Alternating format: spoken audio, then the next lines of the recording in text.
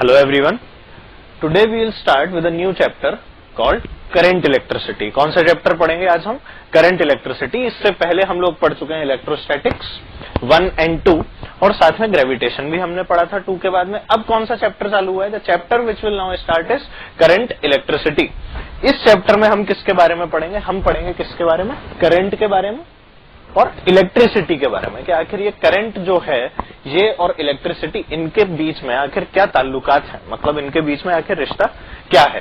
तो देखो करंट को जो बेसिकली डिफाइन किया गया वो डेफिनेशन क्या दी गई करंट की, that I which is the symbol for current equals to D Q by D T, where Q is the charge. मतलब कि D Q by D T का क्या मतलब हुआ? Rate of flow of charge. Rate of flow, जब भी मैं rate की बात करता हूं तो क्या मैं टाइम के रिस्पेक्ट में करता हूं, which means that I equals to D Q by D T is the current. तो करंट की डेफिनेशन क्या आई मेरे पास में? I equals to D Q by D T.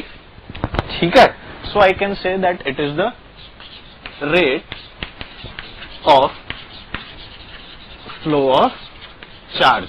ठीक है, rate of flow of charge is called current. मैं इसे और क्या बोल सकता हूं? व्हाट आई कैन से is it is basically energy जो ट्रांसफर हो रही है उसकी रफ्तार। ठीक है, तो इसको इस तरह से भी समझा जा सकता है that current is the transfer of energy. Current is the transfer of energy from one point two another. ठीक है, और ये ट्रांसफर जो है उस ट्रांसफर को किससे डिफाइन किया गया? चार्ज से, और चार्ज के फ्लो करने की रेट से। मतलब कि the rate of flow of charge is known as current. ठीक है, अब ये करंट जो है आखिर ये क्वांटिटी कैसी है? करंट जो है आखिर ये क्वांटिटी कैसी है? तो करंट को बचपन में हम लोग जो बोला करते थे, क्या बोलते थे? That it is a scalar quantity. कैसी क्वांटिटी बोलते थे? Scalar quantity. पर करंट जो है बेसिकली जो क्वांटिटी होती है ये होती है एक टेंसर क्वांटिटी। कौन सी क्वांटिटी होती है? ये एक टेंसर क्वांटिटी। टेंसर क्वांटिटीज वो होती हैं जो कि वेक्टर लॉज को फॉलो नहीं करती। क्या नहीं करती? They do not follow the vector laws, but उनके पास में क्या होता है? एक मैग्नीट्यूड होता है और एक डायरेक्शन भी होती है, but these does not follow what? These does not follow the vector laws. ठीक है, तो tensor quantities they have magnitude and direction but do not follow vector laws। तो करंट के लिए एक नई कैटेगरी डिफाइन की गई विच इज टेंसर क्वांटिटी। ठीक है, इधर देखो यार, जैसे मान लो फॉर एग्जांपल मेरे से कोई बोले कि ये यहां से 5 एम्पियर का करंट था, यहां पर ये आया 2 एम्पियर, तो यहां पर कितना आएगा? तो मैं डायरेक्टली बोल सकता हूं कि यहां पर 3 एम्पियर आएगा। अब यार ये जो डायरेक्शन है ये तो डिफाइंड है ना, और डायरेक्शन भी है और इसके पास मैग्नीट्यूड भी है, पर क्या ये current vector laws of addition को फॉलो कर रहा है? नहीं कर रहा। मतलब कि इसके अंदर जो भी वेक्टर लॉज हमने पढ़े थे एडिशन के, कौन कौन से वेक्टर लॉज पढ़े थे हमने? ट्राइंगल लॉ पढ़ा था, पॉलीगन लॉ पढ़ा था, पैरेललोग्राम लॉ पढ़ा था और भी कई लॉज पढ़े थे। ठीक है, और फिर हमने एक एनालिटिकल रिजल्ट भी पढ़ा था। तो ये सभी लॉज यहाँ पे मैं अप्लाई नहीं कर सकता और इसीलिए हम क्या बोलते हैं? करंट कैसी क्वांटिटी है? एक टेंसर क्वांटिटी। अब अगर मैं करंट की यूनिट की बात करूं, किसकी बात करूं? यूनिट की। तो यहां पर यूनिट मुझे क्या दिखती है? Charge is coulomb and time is second, so the unit becomes coulomb per second. और इसकी एसआई यूनिट क्या डिफाइन की गई? इसकी एसआई यूनिट जो डिफाइन की गई, it is known as ampere, named by a scientist. ठीक है, तो मिस्टर एम्पियर के नाम पे इसकी यूनिट को नाम दिया गया एज एम्पियर। तो इसकी ये कौन सी यूनिट आ गई? This is the SI unit. ठीक है, कूलम पर सेकंड और एम्पियर। ठीक, अब देखो करंट की बात की गई कि current is D Q by D T, तो ये तो इंस्टेंटेनियस है। ये कैसा है? इंस्टेंटेनियस। सिमिलरली एवरेज भी हो सकता है। तो आई एवरेज की अगर बात की जाए, ठीक है, तो आई एवरेज मेरे पास में क्या आ जाएगा? What I will get is delta Q upon delta T. तो इस तरह से मैंने क्या डिफाइन किया? करंट की एवरेज वैल्यू को। ठीक है, अब इस पे बेस्ड अगर एक सवाल देख लिया जाए तो चीजें ज्यादा क्लियर हो जाएंगी। चलो देखो एक सवाल देखते हैं।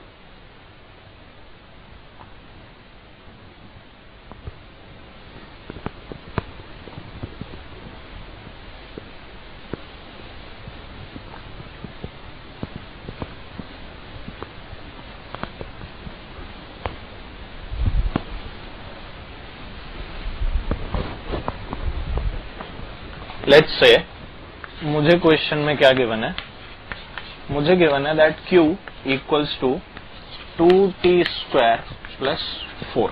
मुझे गिवन है the value of Q as 2t² plus 4। अब ये जो 2t² प्लस 4 गिवन है और फिर मुझे क्या बोला गया, फाइंड I एवरेज 0 से 2 सेकेंड्स के लिए, और फिर बोला गया I instantaneous at 4 seconds. Instantaneous है मतलब कि एट दैट इंस्टेंट निकाला जाएगा, ठीक है। तो मुझे बोला गया I एवरेज फाइंड करने को और साथ ही बोला गया I इंस्टेंटेनियस फाउंड करने को।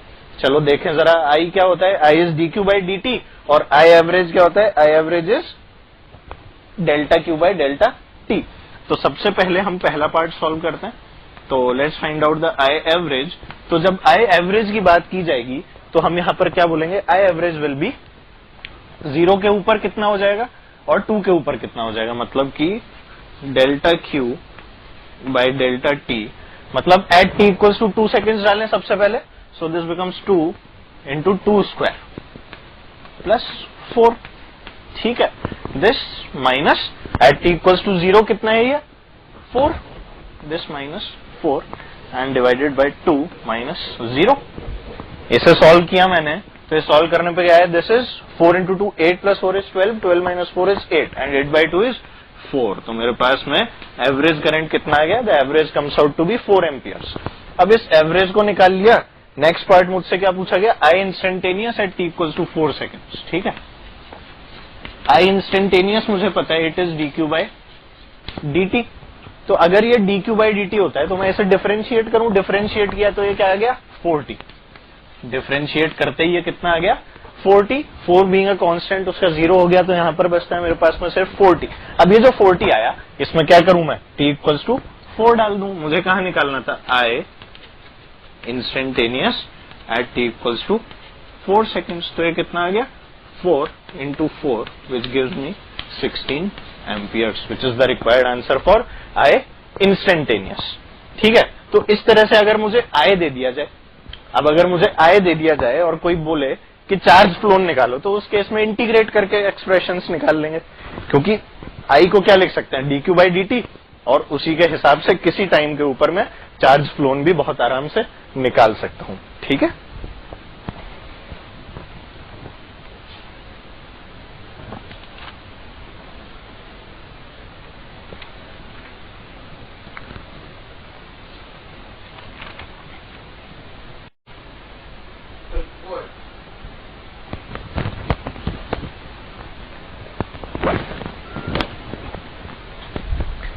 देखो हम लोग डिफाइन कर चुके हैं that I equals to dq by dt, और उस पे बेस्ड हमने I एवरेज और I इंस्टेंटेनियस की बात की थी। हमने देखा था कि किस तरह से करंट में और चार्ज में रिलेशन है, और उसी रिलेशन को आगे बढ़ाते हुए अब हम ये जानते हैं कि आखिर करंट जो है उसका फ्लो आया किस तरह से। करंट को जो हम बोलते हैं कि flow of charge is called current, तो आखिर वो चार्ज क्या है और करंट जो है वो आया किस तरह से। तो देखो जब एक इलेक्ट्रोस्टैटिक्स में मैं क्या पढ़ चुका हूं, I have already studied in electrostatics that जब एक आइसोलेटेड कंडक्टर जिसपे एक इलेक्ट्रिक फील्ड लगाई जाती है एक्सटर्नल, तो इस फील्ड में रखा हुआ होता है एक आइसोलेटेड कंडक्टर एक एक्सटर्नल इलेक्ट्रिक फील्ड के इन्फ्लुएंस में रखा हुआ है। इस केस में जो चार्जेस होते हैं कंडक्टर के, they arrange themselves in such a fashion that the net electric field inside the conductor is always 0। और होता क्या है, देखो ये तो एक्सटर्नल और एक इंड्यूस्ड इलेक्ट्रिक फील्ड आती है। क्यों? क्योंकि पॉजिटिव चार्जेस यहां एक्यूमुलेट हो जाते हैं और negative charges they accumulate at this point, और इसलिए क्या होता है एक इंड्यूस्ड इलेक्ट्रिक फील्ड आती है from positive to negative which cancels out the effect of this external electric field. तो इसलिए हमने यहां पर क्या बोला that the E net is 0। So the negative accumulation is here, the negative charges, and the positive charges they accumulate here. Actually ये charge positive नहीं है, this is the deficiency of electrons which is here, ठीक है ना, ये electrons की deficiency. अब ऐसा मान लो कि मैं इस सर्किट में एक तार जोड़ दूं, क्या जोड़ दूं, एक तार जोड़ दूं, तो देखो ये पहले तो फ्लो नहीं कर सकता था, पर अब क्या इसको फ्लो करने का रास्ता मिल गया, बिल्कुल। और वो जो रास्ता मिला उस रास्ते में मैंने क्या किया, एक पोटेंशियल का सोर्स भी लगा दिया विच इज द बैटरी, ठीक है। बैटरी क्या करती है? Battery is a source of energy. Battery charge provide नहीं करती किसी सर्किट में, battery is a source of energy, और यही जो एनर्जी है it is transferred in the form of electrons. Electrons इस वाली एनर्जी को अपने साथ लेकर जाते हैं और इधर उधर उसको ट्रांसफर करते हैं। ठीक है, अब वो ट्रांसफर आया तो आया किस तरह से, उसकी बात करते हैं। देखो ये जो अब कंडक्टर हमारे पास में बना, इस कंडक्टर को इस तरह से ये तारों से जोड़ दिया गया विद अ बैटरी, जिसका पोटेंशियल डिफरेंस कहता है इट इज V। इसने जब पोटेंशियल डिफरेंस क्रिएट किया तो यहां पर हायर पोटेंशियल और यहां पर क्या आया? Lower potential. अब यहां जो इलेक्ट्रॉन था, एक्चुअली उस इलेक्ट्रॉन के ऊपर जब एक्सटर्नल इलेक्ट्रिक फील्ड का इन्फ्लुएंस आया, उस इलेक्ट्रॉन के ऊपर ये जो इलेक्ट्रिक फील्ड इसकी वजह से जनरेट हुई उसका इन्फ्लुएंस आया, तो इलेक्ट्रॉन बीइंग नेगेटिवली चार्ज, उसके ऊपर जब मैं बोलूंगा कि फोर्स कहां लगेगी तो वो ऑपोजिट डायरेक्शन में लगेगी, बट कन्वेंशनल करंट की डायरेक्शन के हिसाब से which is the opposite to the direction of electron flow. Conventional current की direction is the opposite to the direction of electron flow. तो इसलिए मैंने मान लिया कि there was a particle called positron. एक पार्टिकल मान लिया गया जिसको क्या नाम दिया हम लोगों ने? इसको हमने नाम दिया पॉजिट्रॉन। और क्योंकि ये पॉजिटिवली चार्ज था तो क्या इसके ऊपर फोर्स इलेक्ट्रिक फील्ड की डायरेक्शन में ही लग जाएगा? बिल्कुल, यहाँ पे इसके ऊपर फोर्स लग गया इलेक्ट्रिक फील्ड की डायरेक्शन में। ये फील्ड की डायरेक्शन में जब इसके पास फोर्स लगा, तब ये फोर्स का क्या, इस पे एक्सेलरेशन क्या रहा होगा? QE/m। ठीक है, F इक्वल टू QE। तो ये जो चार्ज पार्टिकल है this will accelerate by QE/m। ठीक है, और क्योंकि अभी एक्सेलरेट कर पाएगा तो क्या है, अपनी जगह से थोड़ा सा डिस्प्लेस होगा। अब देखो, जब ये एक्सटर्नल इलेक्ट्रिक फील्ड नहीं थी, जब ये इलेक्ट्रिक फील्ड नहीं थी, तब इसका पार्टिकल का जो डिस्प्लेसमेंट हम लोग बात करते हैं, इधर इलेक्ट्रॉन्स और प्रोटॉन्स, क्या होता है कि इलेक्ट्रॉन्स कुछ इस तरह से मूव कर रहे हैं, जैसे मानो ऐसे ऐसे ऐसे ऐसे। ठीक है, पहले कहां से गया था? पहले गया था ऐसे, फिर गया ऐसे, फिर गया ऐसे, फिर आया ऐसे। तो अगर ये हमारा स्टार्टिंग पॉइंट था तो क्या अब यही हमारा एंडिंग पॉइंट भी आ गया? ये जो इसका डिस्प्लेसमेंट देखा मैंने, this displacement is seen here to be 0। इसका डिस्प्लेसमेंट कितना है यहाँ पे? 0।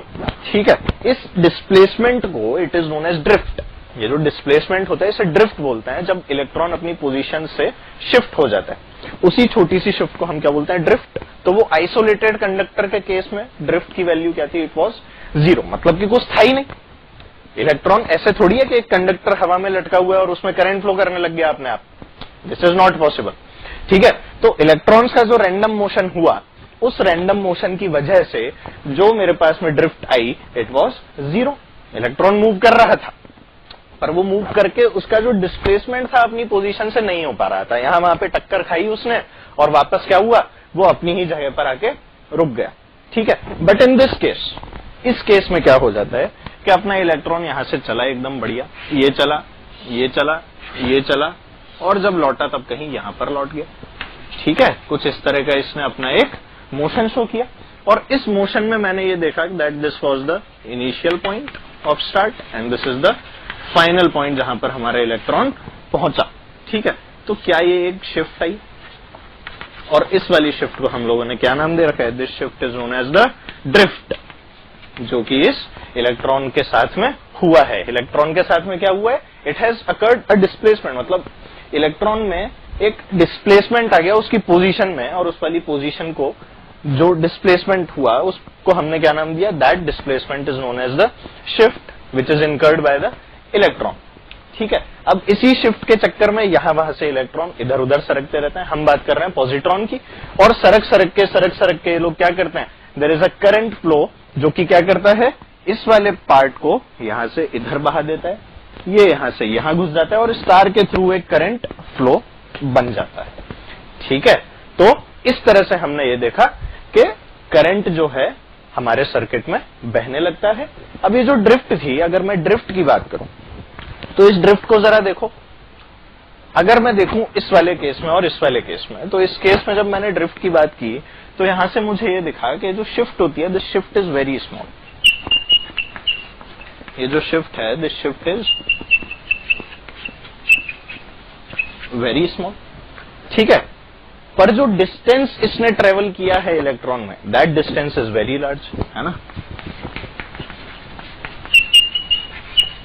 डिस्टेंस जो ट्रेवल किया that distance is very large. ठीक है, तो मैं ये बोल सकता हूं यहां say that the average velocity जो आएगी, क्या वो डिस्प्लेसमेंट के ऊपर बेस्ड है? बिल्कुल। तो इसकी एवरेज वेलोसिटी क्या मैं बोलूंगा कि बहुत कम है? बिल्कुल है, क्योंकि शिफ्ट बहुत छोटी है, और क्योंकि शिफ्ट बहुत कम है तो इस केस में जो हमारे पास एवरेज वेलोसिटी आती है इट इज वेरी स्मॉल।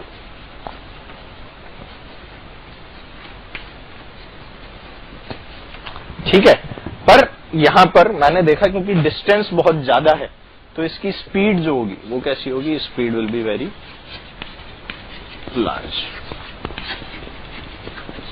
ठीक है, जहां एवरेज वेलोसिटी इसकी बहुत छोटी है वहीं इसकी जो स्पीड है वो बहुत लार्ज है।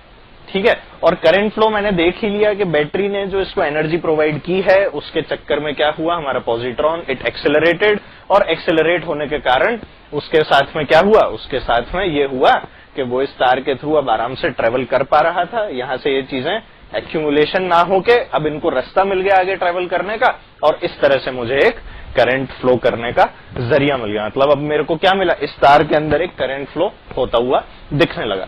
अब ये जो इलेक्ट्रॉन का मोशन है, ये जो इलेक्ट्रॉन का मोशन है, इस मोशन की जब मैंने बात की तो मैंने यहां पर डिफाइन की एक term which is known as the drift velocity.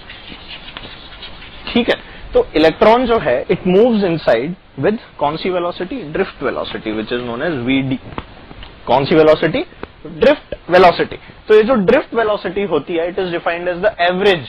इसको हम एवरेज में डिफाइन करते हैं, मतलब जो एवरेज वेलोसिटी आती है निकल के।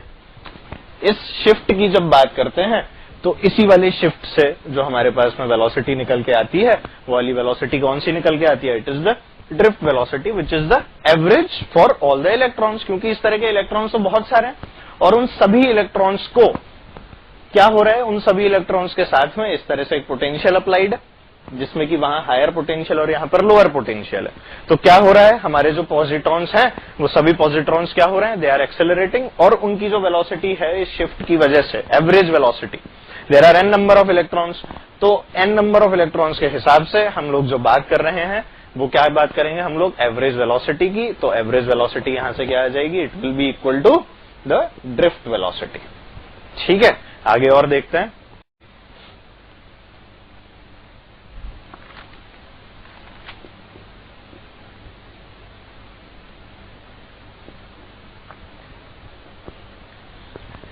चलो देखो, हम लोग ये वाली चीज देख चुके हैं कि किस तरह से करंट का फ्लो होता है, कन्वेंशनल करंट की डायरेक्शन क्या होती है, किस तरह से हमने एक इलेक्ट्रॉन की जगह एक पॉजिट्रॉन माना और उसके फ्लो को कराकर हमने ये चीज देखी कि किस तरह से हमारे करंट का फ्लो आता है।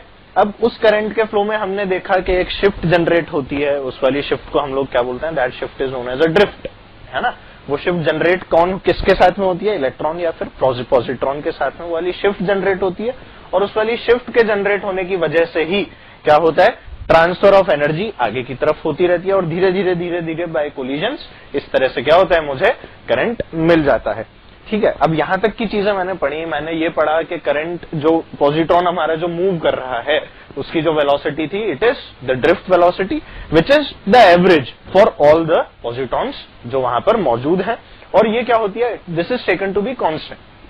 अगर मैं इसको वेरिएबल ले लूं और एक्सेलरेटेड बना दूं तो फिर एक्सेलरेशन की टर्म्स आ जाएंगी और वो मेरे लिए एनालाइज करना बहुत ज्यादा मुश्किल हो जाएगा। तो इसलिए जो वीडियो होती है it is said to be the constant average velocity. कौन सी वेलोसिटी बोली जाती है? It is said to be the constant average velocity. ठीक है, अब हम निकालते हैं कि आखिर करंट का जो एक्सप्रेशन है वो क्या आता है। करंट का एक्सप्रेशन हम लोग थोड़ा बहुत इसके बारे में पहले बचपन में पढ़ चुके हैं 9th क्लास में कि करंट जो होता है it is given by NeAVD, पर उस समय बस ऐसे डायरेक्ट बता देते हैं कि यार ऐसा ऐसा कुछ कुछ तो होता है। ठीक है, अब हम निकालेंगे कि हाउ दिस इज डिराइव्ड, आखिर इसका डेरिवेशन जो हुआ वो किस तरह से हुआ। तो देखो, ये मेरा वही कंडक्टर रखा हुआ है जो एक इलेक्ट्रिक फील्ड में है। इस कंडक्टर पे यहाँ पर एक हायर पोटेंशियल और यहाँ पर एक लोअर पोटेंशियल अप्लाइड है। इस कंडक्टर में इलेक्ट्रॉन्स जो हैं या फिर पॉजिट्रॉन्स जो हैं they are moving with the drift velocity. Drift velocity से मूव कर रहे हैं, ये हमारा E and it is moving with VD।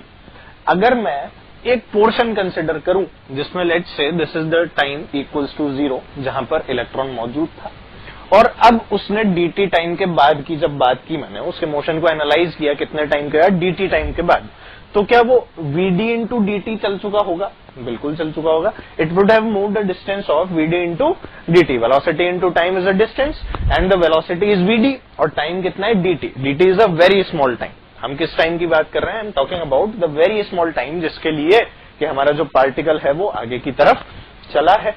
ठीक है, अब इसमें मेरे को कुछ चीजें डिफाइन करनी पड़ी। क्या क्या डिफाइन किया? मैंने माना कि इस वाले मटेरियल में there are n number of electrons per unit volume. तो मैंने क्या निकाला? n, which is the number of free electrons per unit volume. अब किसी मटेरियल में कितने इलेक्ट्रॉन्स फ्री हैं पर यूनिट वॉल्यूम, वो किस पर डिपेंड करेगा? उसकी प्रॉपर्टी पे, whether it is a metal, whether it is a non metal, और उसकी वैलेंसी वगैरह क्या है।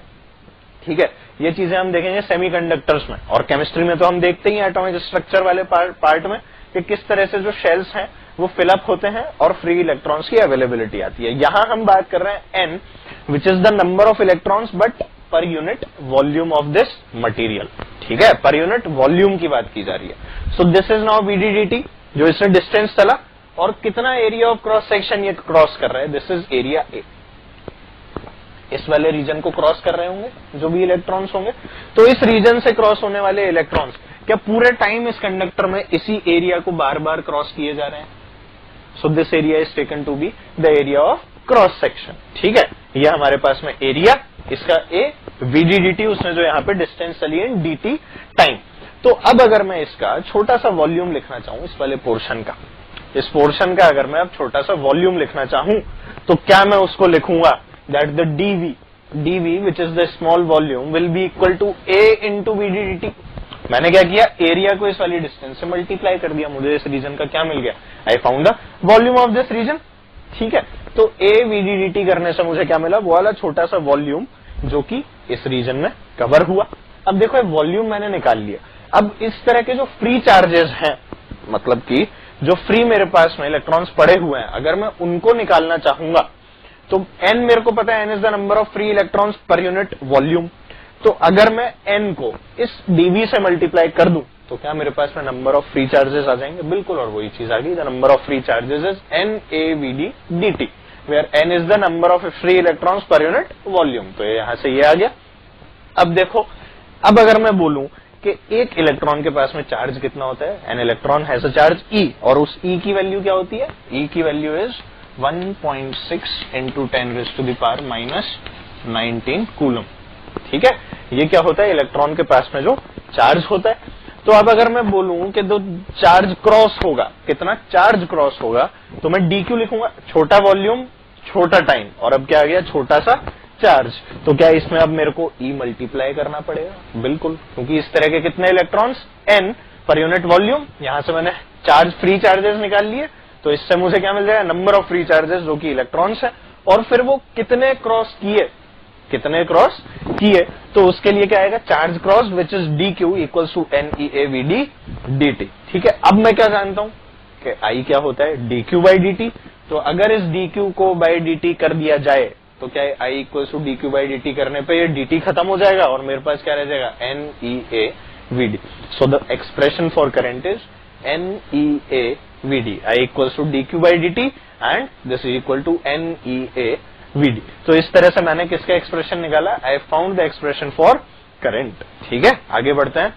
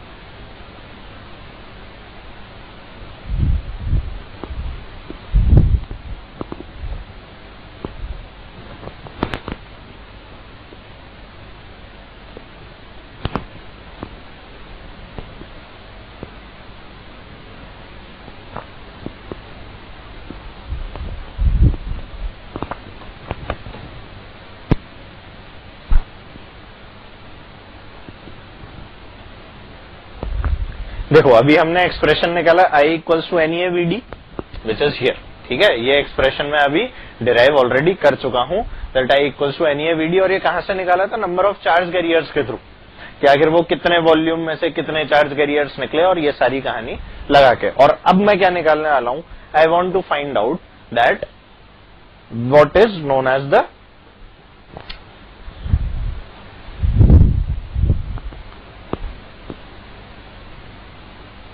उड़ाओ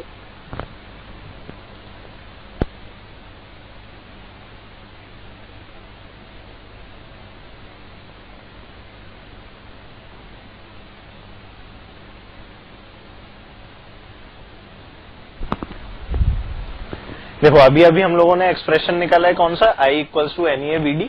और ये किस तरह से निकाला हमने? नंबर ऑफ चार्ज कैरियर्स को डिफाइन करके, कि किस तरह से नंबर ऑफ चार्ज कैरियर्स आते हैं, और उन्हीं चार्ज कैरियर्स को हमने एक पर्टिकुलर वॉल्यूम से पास कराया, विच इज व्हाट? क्या वॉल्यूम था वो?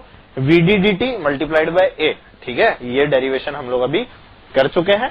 अब देखो इस डेरिवेशन को करने के बाद में बारी आती है हमारे ये जानने की कि आखिर मटेरियल जो है उसकी कुछ प्रॉपर्टीज होती होंगी, ठीक है। अब ये VDDT, ये जो VD से हमारा जो पार्टिकल है जो ट्रेवल कर रहा है इलेक्ट्रॉन, उसके बारे में भी हमें कुछ और चीजें जाननी चाहिए। और ये जो इलेक्ट्रिक फील्ड लगाई गई है उसका क्या सिग्निफिकेंस आया, ठीक है। इन सब चीजों को एनालाइज करके कुछ लोगों ने एक टर्म डिफाइन की which is known as the relaxation time. अब ये रिलैक्सेशन टाइम जो टर्म है, this is the time between the successive collisions. किसके बीच में? जो इलेक्ट्रॉन मूव कर रहे हैं अंदर, और एक पार्टिकल से टकराया, फिर दूसरे से, तीसरे से, चौथे से, और अल्टीमेटली क्या आ गई उसके पास में? एक shift which is known as the drift. तो मुझे ये कहा गया that there is something called relaxation time which is the time between successive collisions. यहां पे लिख भी लेते हैं, it is the time between successive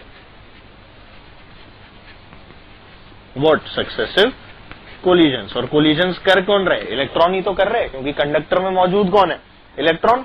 तो देखो जब मैंने इलेक्ट्रिक फील्ड अप्लाई की तो हमारे जो पार्टिकल लिया गया विच इज द पॉजिट्रॉन, उसके ऊपर एक एक्सटर्नल इलेक्ट्रिक फील्ड जैसे फोर्स लगा, तो उस पर एक्सेलरेशन कितना आया? QE by m। ये उसके ऊपर एक्सेलरेशन आया। पार्टिकल हमारा रेस्ट पे पड़ा था, पार्टिकल रेस्ट पे था, फिर एक्सेलरेट हुआ, तो उसकी इनिशियल वेलोसिटी इज 0। और जब उसने टक्कर खाई पहली, उसने जब पहली टक्कर खाई, मान लिया वो पॉइंट था ये, ठीक है। It could be any point, ये अंदर वाले पॉइंट्स है, ठीक है। इस पॉइंट पर मान लो उसने टक्कर मारी एक दूसरे पार्टिकल को।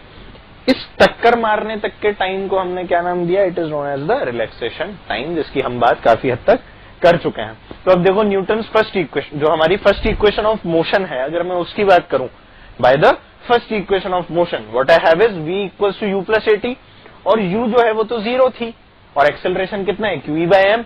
क्योंकि एक्सेलरेशन QE बाय m है और t की वैल्यू कितनी है? τ1। tau is the symbol for this relaxation time, so this becomes QE by m into τ1, ठीक है। अब देखो हर इलेक्ट्रॉन के पास चार्ज कितना? It is E। तो यहां पर क्या मैं ऐसे भी लिख सकता था? I could have written this as E by m into τ1, ठीक है, ये लिख सकता था। अभी जो τ1 है, this is the same for all the electrons, ठीक है, this is the same for all the electrons, ठीक है। और इस तरह के इलेक्ट्रॉन्स बहुत सारे हैं जो कि इस तरह से टक्कर मार रहे हैं, कोलाइड कर रहे हैं, यहां से वहां, यहां से वहां। और τ1 जो है उन सबका क्या है? It is the same for all. तो ऐसे अगर मैंने V1 डिफाइन की, क्या मैं इस तरह से V2 डिफाइन करूंगा, V3 डिफाइन करूंगा, and this will be done for all the electrons. तो ऐसे V2 डिफाइन की गई, उसके बाद में V3, V4 up to Vn मैंने इन्हें डिफाइन किया और इनका एक एवरेज निकालने की कोशिश की। तो जब मैंने इनको डिफाइन करके ऐड किया तो ये मेरे पास में क्या आ गया? Sigma Vi equals to E by m sigma τ1, ठीक है। और जब इसका एवरेज निकाला तो number of electrons n, capital N माने गए, तो this is sigma Vi by n equals to E by m sigma τ1 by n, ठीक है। ये आ गया मेरे पास में सिग्मा τ1 बाय n, और ये मेरे पास क्या है? Sigma τ1 by n। This is the relaxation time, ठीक है, ये वही है, this is the relaxation time, ठीक है। यहां तक की बात आ गई मेरे पास। अब ये जो सिग्मा Vi बाई n है, क्या ये एवरेज है? ये एवरेज तो है ही, और साथ में मुझे ये भी पता था कि ये क्या होती है? It is taken to be constant. तो ये क्या आ गई मेरे पास में? Sigma Vi by n is the drift velocity, और ये आ गई vd which is equal to e by m into tau, where tau is the relaxation time. ठीक है, tau क्या है इसमें, tau is the relaxation time. अब आगे देखते हैं, ये vd आ गई e by m into tau. ये फिर से एक बहुत इंपॉर्टेंट एक्सप्रेशन जो मुझे पता होना चाहिए, मतलब conceptual clarity is much more important. ठीक है, तो vd आ गया e by m into tau. अब देखो इस vd के एक्सप्रेशन को अगर मैं फर्स्ट में पुट कर दूं, क्या कर दूं, इस i के एक्सप्रेशन में अगर पुट कर देता हूं तो देखो मुझे क्या मिलता है. I have put this vd's value e by m into tau in 1 and I get i equals to NEA, और vd की जगह e by m tau, e by m tau. ठीक है, और ये जो एक्सटर्नल इलेक्ट्रिक फील्ड अप्लाइड है जिसपे पोटेंशियल डिफरेंस कितना है, v और 0, तो पोटेंशियल डिफरेंस इज v, तो E equals to v by l. ये मैंने इलेक्ट्रोस्टैटिक्स में पढ़ा हुआ है. ठीक है, क्योंकि length of the conductor is l, तो E becomes how much, E is here v by l.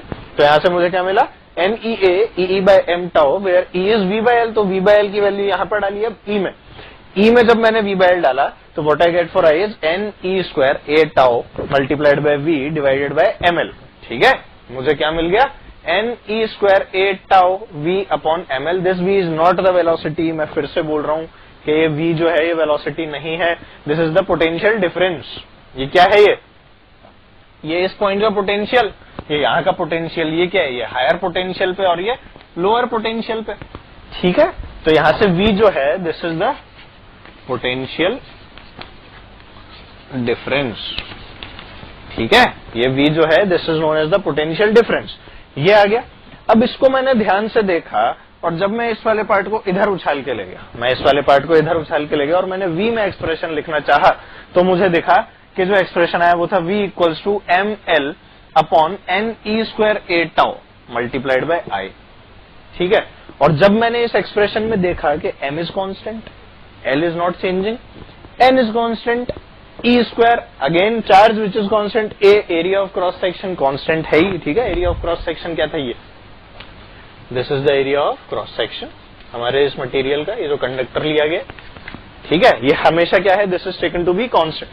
तो NE स्क्वायर A और टाउ रिलैक्सेशन टाइम, ये भी मैं एवरेज कर चुका हूं, तो ये भी कांस्टेंट. तो मैंने देखा कि v equals to I multiplied by some constant, या मैं ऐसा बोल सकता हूं v upon I equals to constant. मैंने कहा इसको देख के कि यार ये तो नई चीज आ गई, और ये क्या है, v upon I equals to constant which and this constant is known as R, which is the resistance of the material. और ऐसा तो मैंने बचपन में पढ़ा है by the name of Ohm's law. और बचपन में मैं क्या करता था, directly V equals to IR, और यहाँ पर मुझे क्या करना पड़ गया, पूरा का पूरा एक डेरिवेशन. किसको डिराइव कर किया है यहाँ पे मैंने, I have derived the Ohm's law. ये क्या कहलाता है, this is known as the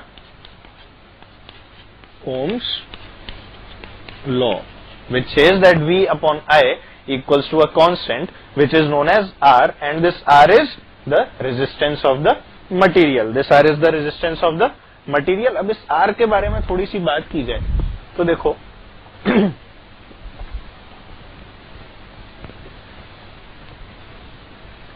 what can I say for R, है ना. ये एक्सप्रेशन देख के मुझे क्या दिख रहा है कि R की जो वैल्यू है वो कितनी आ जाती है, R equals to ML upon NE square A tau. ये एक्सप्रेशन है. ठीक है, अब ये रेजिस्टेंस जो है, ये resistance this is dependent on the shape of the material plus the type of material. ठीक है, तो this is a property which is dependent on the shape and size of the material. ठीक है, तो इसमें अगर मैं शेप और साइज की बात करूं तो L और A can be change for a material.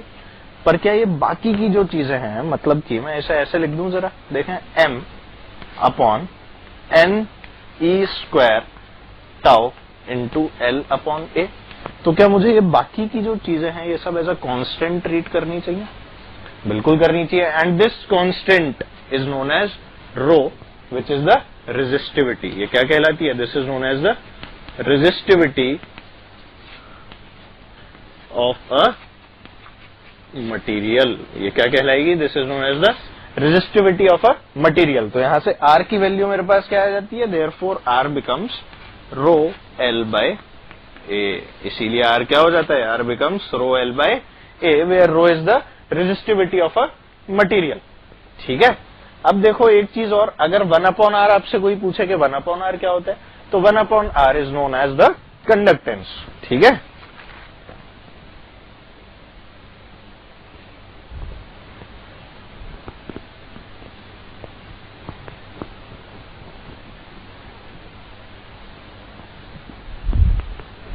देखो कोई अगर बोले कि 1/r क्या होता है, तो it is known as the conductance of the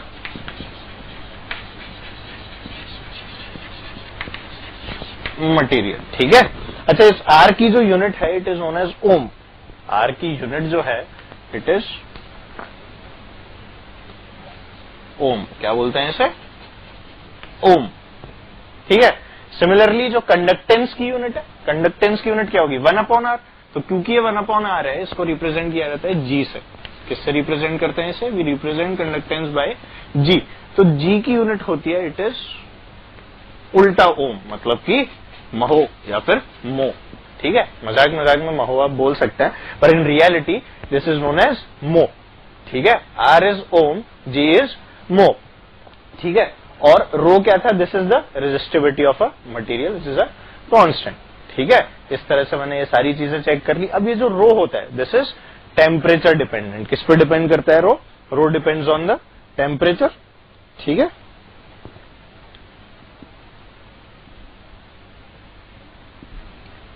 row is dependent on the temperature. और इससे भी हम लोग एक नई प्रॉपर्टी को डिफाइन करते हैं विच इज 1/रो। तो रो इज द रेजिस्टिविटी और 1/रो क्या हो जाता है, इट इज कंडक्टिविटी।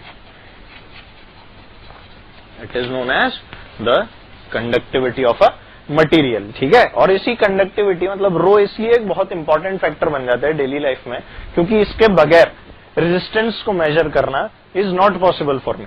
ठीक है, जब तक मुझे रो की जानकारी नहीं होगी तब तक मैं रेजिस्टेंस को मेजर नहीं कर पाऊंगा, और इसलिए जो मेरा मटेरियल है उसका रो पता होना is very important for me.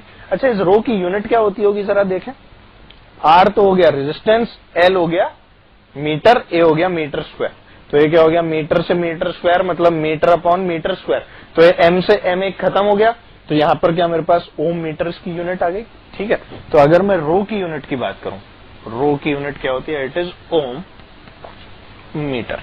ठीक है, ओम मीटर किसकी यूनिट आई, रो की। चलो आगे देखते हैं।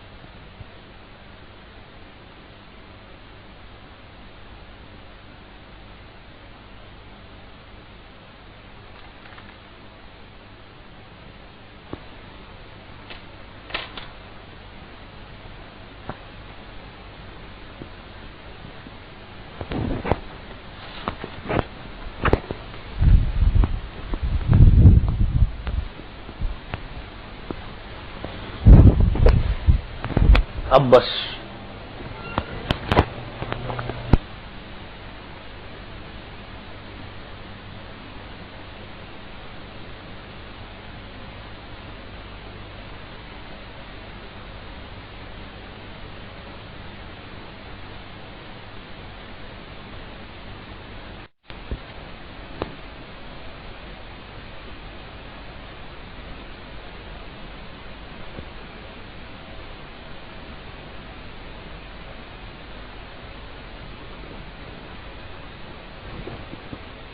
हेलो,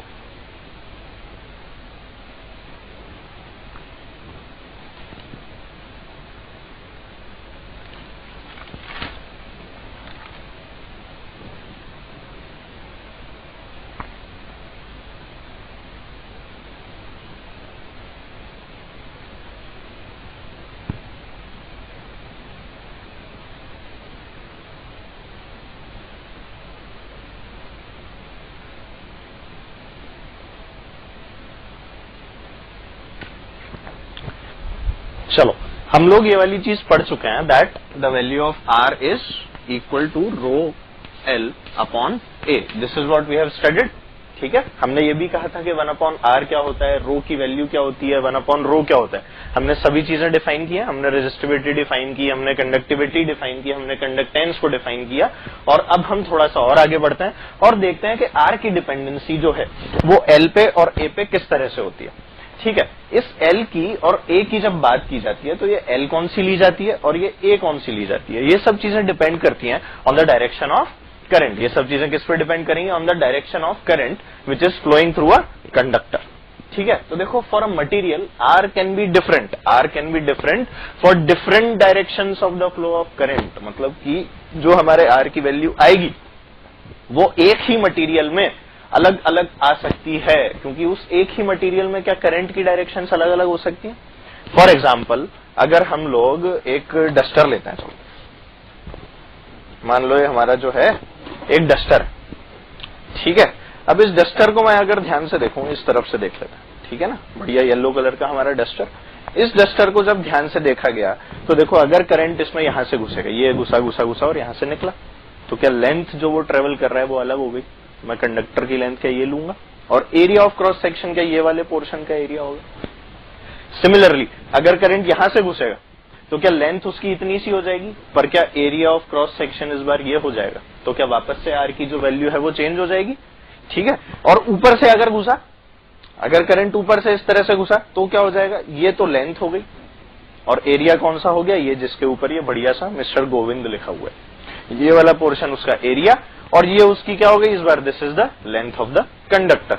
तो इस तरह से हमने बात की कि किस तरह से आर अपनी वैल्यू जो है it changes with the direction of flow of current, जिससे कि मुझे क्या पता लगता है, लेंथ और उसका एरिया। तो फॉर एग्जांपल अगर मैं इसकी बात करूं, ये क्या है, एक फिगर है which is known as a cuboid मान लो, ठीक है। ए बी और सी इसकी अलग अलग साइड्स हैं एकदम बढ़िया, और मुझसे अब बोला गया कि यार ये जो फिगर है इसमें 3 डायरेक्शंस ऑफ करंट हैं। अब वो करंट की डायरेक्शंस देखें जरा क्या क्या दी है।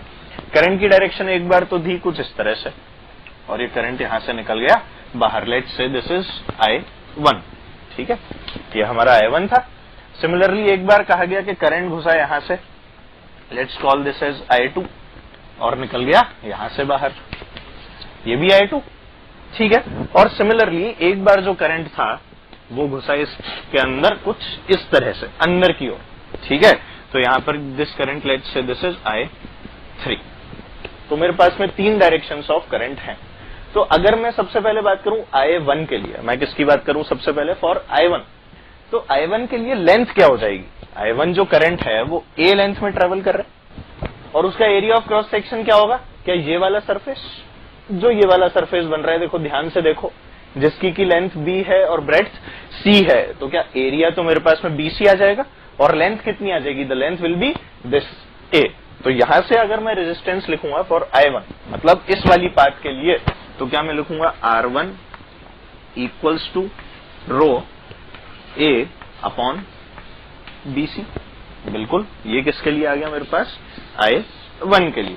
अब मैं बात करूं किसकी, I2 की, तो I2 लेंथ कितनी ट्रेवल कर रहा है, I2 is travelling a length of C।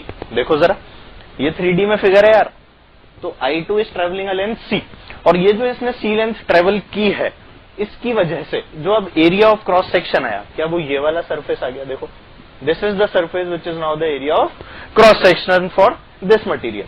तो अब इसमें अगर मैं एनालाइज करूं तो लेंथ तो हो गई C और एरिया क्या हो गया, इट इज नाउ AB। तो यहां से मैं R2 क्या लिख सकता हूं, what I can write is R2 equals to rho, the length is C, मतलब रो C अपॉन AB।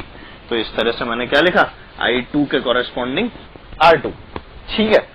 अब मैंने देखा कि I3 करंट जो है वो अंदर की ओर फ्लो कर रहा है, किधर फ्लो कर रहा है, इट इज ट्रेवलिंग अंदर की ओर। ये जो अंदर की ओर फ्लो कर रहा है, अगर इसकी बात की जाए तो जरा देखो, ये अंदर घुसा, मतलब कि it is travelling a distance B। Length कितनी है अंदर, इस कंडक्टर की डीपनेस अगर मैं देखूं यहां से खड़ा होकर, तो वो B लेंथ डीप है, तो यहां से इसकी लेंथ आ जाएगी B। और जो एरिया ऑफ क्रॉस सेक्शन है, एरिया ऑफ क्रॉस सेक्शन क्या है, ये वाला, this is the area of cross section. So this length is A and this length is how much, this is C। तो अब अगर यहां पे मैं किसकी बात करूं, if I talk about R3, तो R3 जो होगा वो कितना आ जाएगा, rho, the length is B, मतलब कि rho B upon A C which is the area of cross section.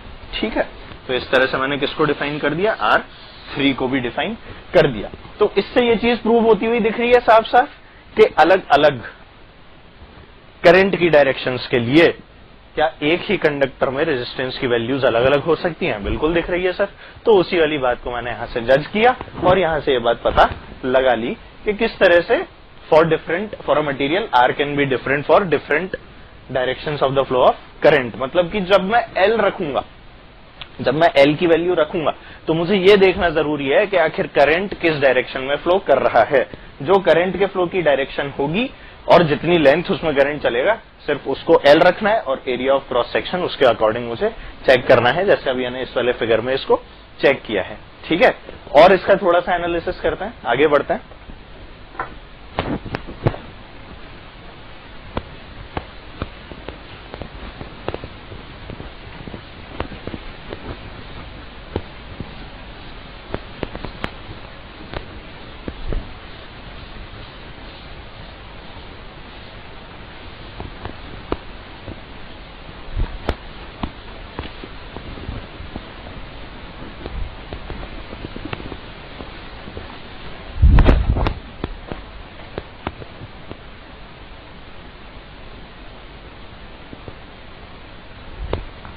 देखो, मुझे किसी ने एक क्वेश्चन दिया कि एक कंडक्टर रखा हुआ था चुपचाप से,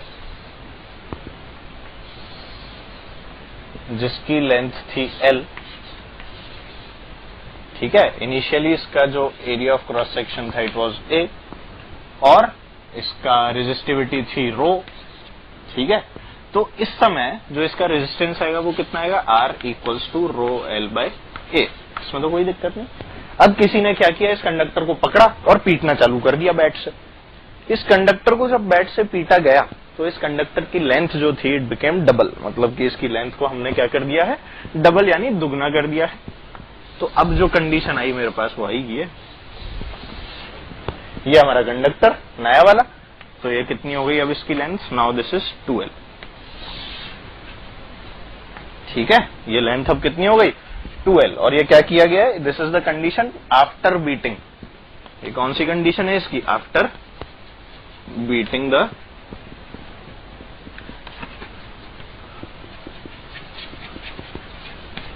कंडक्टर। तो इस कंडक्टर को पीटा बेचारे को बहुत बुरी तरह से, और पीट कर क्या कर दिया, L से इसकी लेंथ कितनी कर दी गई है, इट इज नाउ 2L। चलो, इसका एरिया चेंज होगा, बिल्कुल होगा, पर क्या इसके वॉल्यूम में कोई चेंज आएगा, नहीं आएगा। ठीक है, तो मुझे इसमें जो कैलकुलेट करना है, I have to calculate what, I have to calculate the new resistance of this material. ठीक है, रेजिस्टिविटी डज नॉट चेंज।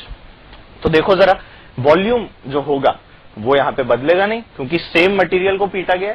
तो यहां पर अब देखो मेरे को क्या मिल जाएगा, what I will get is, initially अगर मैं वॉल्यूम की बात करूं तो इनिशियली जो वॉल्यूम है वो कितना है, it is equal to area into length.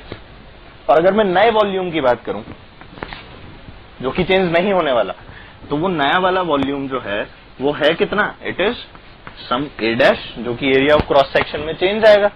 ये मैंने मान लिया कितना है, A डैश। ठीक है, और लेंथ अब कितनी हो गई, इट इज नाउ 2L। ठीक है ना, और यहां से जो चीज मुझे पता है वो क्या है, that V equals to AL और V new equals to A dash into 2L। ये दोनों तो क्या है, इक्वल है यार। तो यहां से क्या मिलेगा मुझे, A into L equals to A dash into 2L। तो यहां से एक नया रिलेशन आता है which gives me A dash equals to A by 2।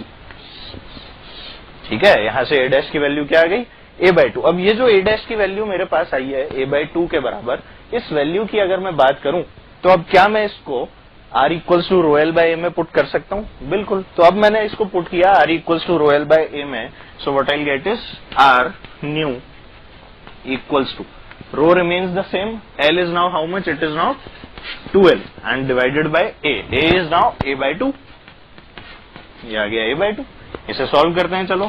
तो ये कितना आ गया, रो 2L और ये A बाय 2 का 2 ऊपर गया, मतलब कि this becomes 4 rho L by A। मतलब कि क्या जो R न्यू आया, it is 4 times of this.